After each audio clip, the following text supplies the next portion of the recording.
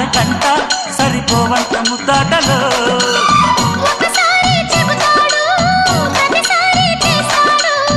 అంటూనే చీపాడు అందంతో రాపాడు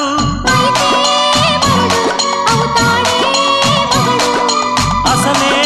రతివి అవుతావే సతివి ఘుంఘుమాయించు కొంచెం లవ్లగాయించు లంచం మన్మధించింది మంత్రం మంచం